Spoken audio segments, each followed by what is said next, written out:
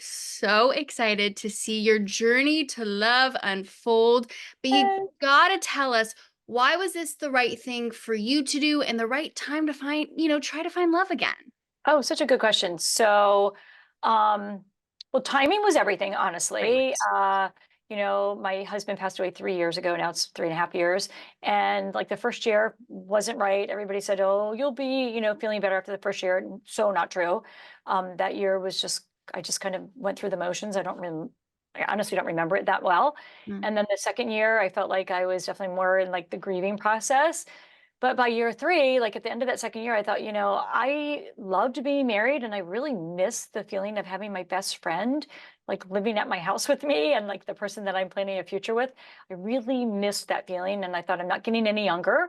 So I tried dating, and I thought, "Well, someone's gonna set me up with a great guy. I have all these friends," and that didn't really happen. Nobody knew anybody, or they said, "Oh, you're not gonna want any of the guys that, I know that are single."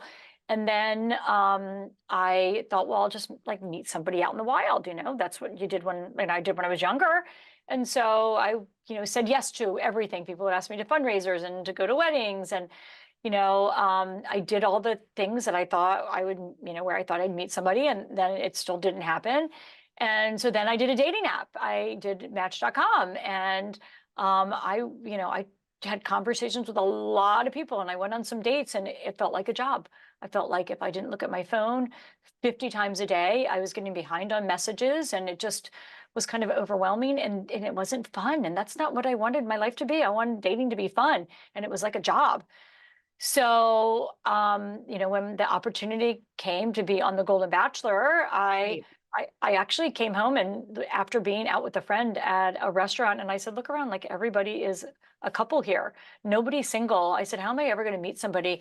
And like I plopped down on my sofa to watch that season of, I think it was a Bachelorette. I think it was maybe charity season. I'm not really sure.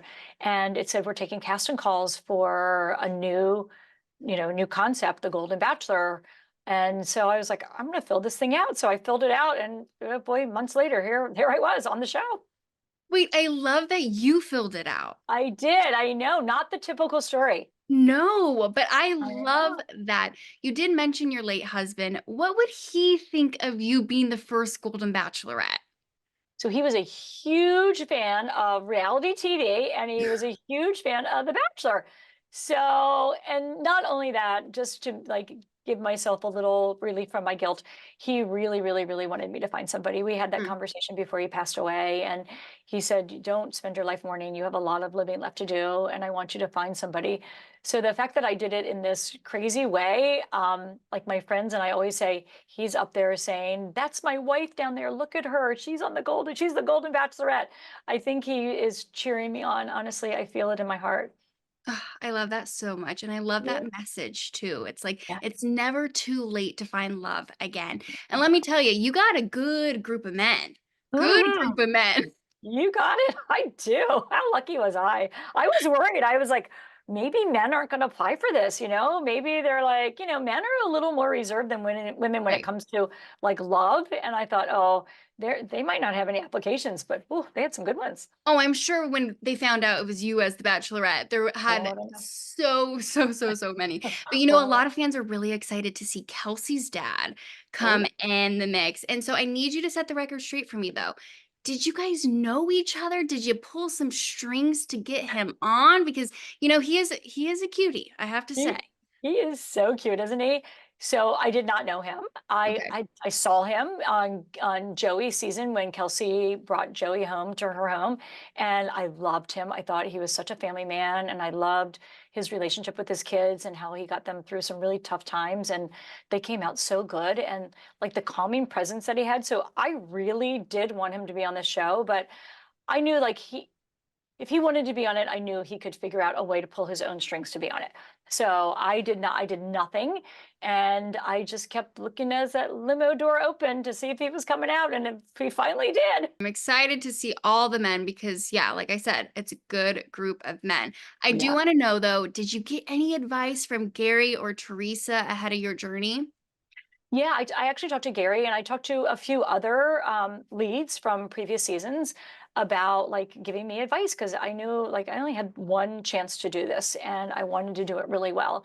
And I didn't want to, yeah, I wanted to take their good advice and, implement it in my season. So Gerry gave me probably the best advice of anybody. And he said, this is a really quick journey and you need to make every conversation count. You can't have small talk. It has to be, you have to talk about important things about, your bucket list and where you want to be in life in 10 years or in 5 years or Mm. next year.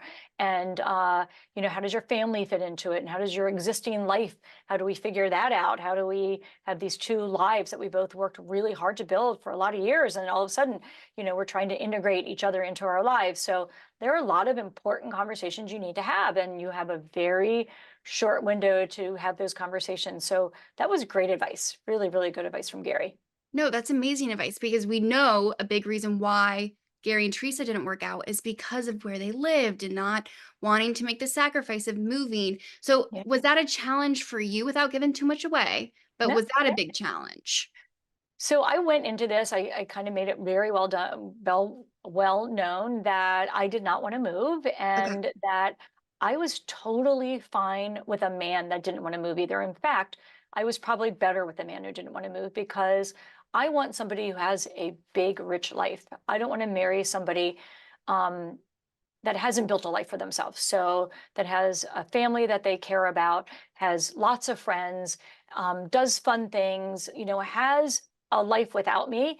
And, I always imagined in my mind that it would be really fun, being in each other's lives instead of merging lives, being part of each other's lives and maybe separately for a time, maybe forever, maybe not at all, but like being part of each other's life. So if I find somebody, I would travel to his hometown and whenever he had something cool and fun to do, or we could get together with his friends or whatever, and that he would do the same thing coming into my life. And maybe eventually that they would merge, but maybe not.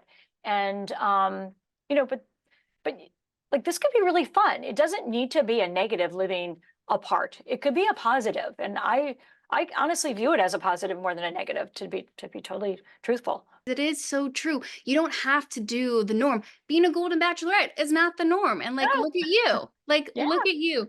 Before I let you go, one last question because Yeah. we are so excited to see all those limo entrances. Oh Can you yeah. give us a tease to what to expect? Yeah. The limit entrances, there are tons of really good ones. And that's so important because you have to have some reason, some way to remember them because like you meet 24 guys late at night and it's all, it all becomes a big blur by the end. You're tired, you're trying to remember names, you're trying to put names with the stories. And the fact, like the ones that came with big entrances are more memorable. So you remember who they are and what their story is. You might not remember their names perfectly, but you can now figure out who they are. Like you can associate the names because at the end of the night, you have a rose ceremony and you have to know who they are. You have to know like how you connected with them, or if you had things that were in common, or if you could see like moving on with them to the next, rose ceremony. So those are really important. We had some really good ones. The producers obviously know that, and they encourage the guys to, do something memorable. So boy, oh boy, we have some really good ones. I don't want to, I think you've maybe seen a few on commercials. Obviously, you've seen Kelsey's dad come in and I'm trying to remember what else has already been teased. I don't really remember, but take my word for it. There are a lot of really, really good, like funny entrances.